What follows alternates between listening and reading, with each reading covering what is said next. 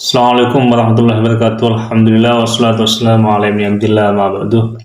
Para sahabat bisikan dari langit yang dirahmati oleh Allah Subhanahu wa taala, dimanapun kalian berada, semoga tetap diberikan limpahan rahmat oleh Allah Subhanahu wa taala ila akhiril umur.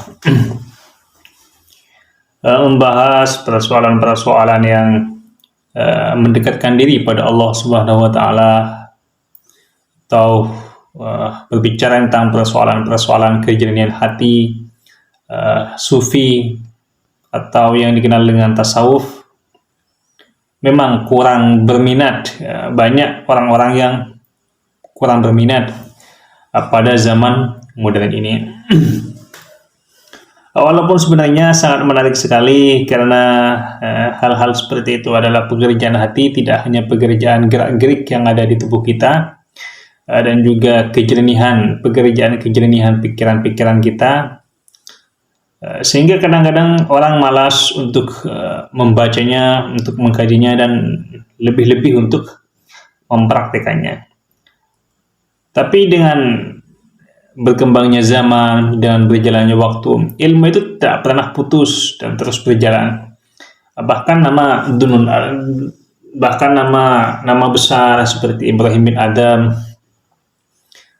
Dunun al-Misri misalkan, atau Ibnu Atullah atau Ila Asyakandari, dan kitabnya yang sangat fenomenal sekali yang bernama Al-Hikam, sampai saat ini dibaca dan terus dikaji dan diperhatikan oleh para penggiat ilmu pengetahuan. Atau katakanlah seperti Ibnu Arabi Al-Ghazali, banyak kajian-kajian sufinya atau kajian-kajian tasawufnya dijadikan bahan rujukan oleh para cendekiawan maupun para pentelaah yang sangat serius dalam kajian-kajian ilmu kesufian.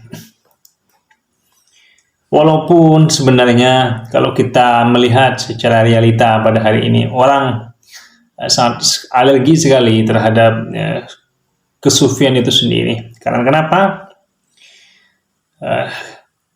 Tidak hanya takut untuk mempelajarinya, tapi juga enggan untuk mempraktekannya, karena terlalu ruwetnya dalam mempraktekkan di dalam kehidupan sehari-hari. Saya ingin mengutip sebuah syair atau syairnya Dunun al-Misri. Beliau bersyair begini: tasawwafa fasda haya bis-sufi jahlan wa ba'dun nasi yalbasuhu majanah yurika muhanatan wa yurika kabiran wa laysal kibr min syaklil muhana. Tasawwafaka yuqalu lahu amin wa ma ma'na tasawwufil amana wa lam yuridil ilaha bihi walakin arada bihi tariqi ilal khiyana. Tasawwafa fasdaha bis-sufi jahlan. Ia memakai pakaian tasawuf dan membanggakan pakaian bulunya, karena ia bodoh. Wa ba'dun nasi yalbasuhu majanah. Sementara sebagian orang memakainya sambil bercanda.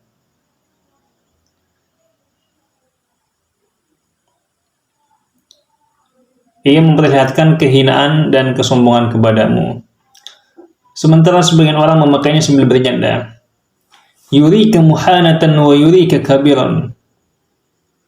Ia memperlihatkan kehinaan dan kesombongan kepadamu. Walaysal kibr min syaklil muhana.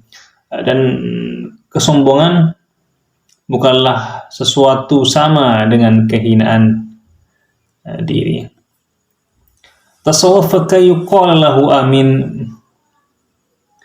Ia berlagak sufi akan dikatakan sebagai orang yang terpercaya. Wa ma'na tasawwufihil amanah. Dan kesufiannya tidak berarti apa-apa selain kepercayaan. Walam yuridil ilaha bihi walakin, ia tidak menginginkan keridhaan Tuhan dengannya, arada bihi tariq ilal khiyana, tapi hanya mencari jalan untuk berkhianat. Banyak orang ini memakai pakaian-pakaian sufi, sehingga agar orang-orang mengira itu bahwa dia adalah orang yang sufi, orang yang dekat dengan Tuhan.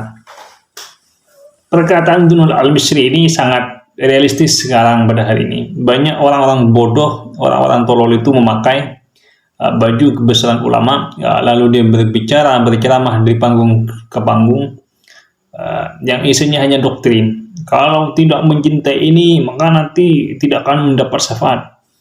Kalau su'ul adab terhadap ini, maka nanti Rasulullah SAW tidak akan melihatnya di akhirat. Ini semua doktrin, Tapi mereka yang berbicara itu memakai pakaian kebesaran ulama, memakai pakaian sufi. Karena sufi itu kan tidak hanya identik dengan baju bolong-bolong, tapi kan sufi itu kan identik dengan baju kebesaran keagamaan. Sehingga apa? Mereka itu adalah orang yang bodoh yang hanya menampilkan agar dia dilihat bahwa dirinya sufi dan agar dia bisa dianggap dipercaya.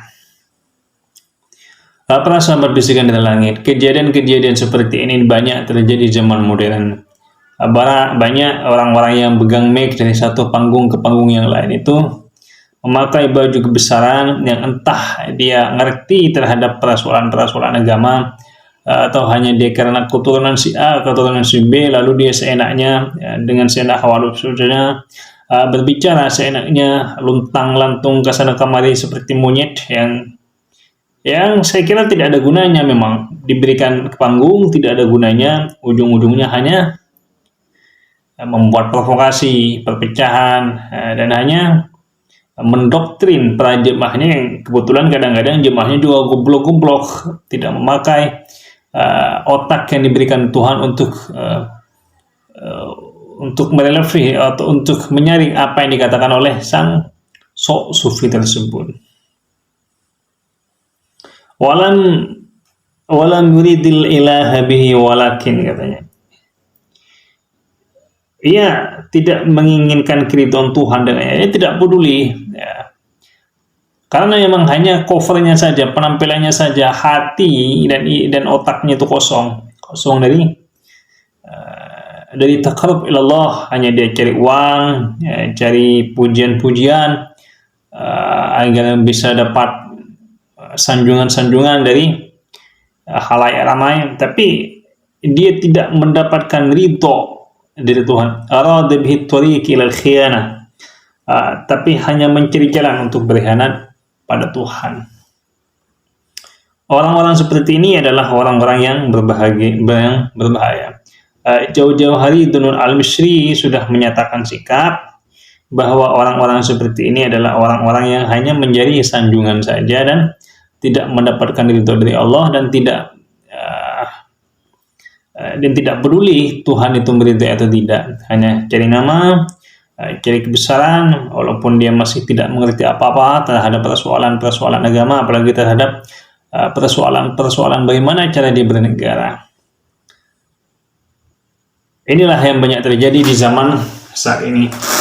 Sehingga kadang-kadang Allah Subhanahu wa taala itu ketika menghadapi orang-orang seperti ini juga mengutus atau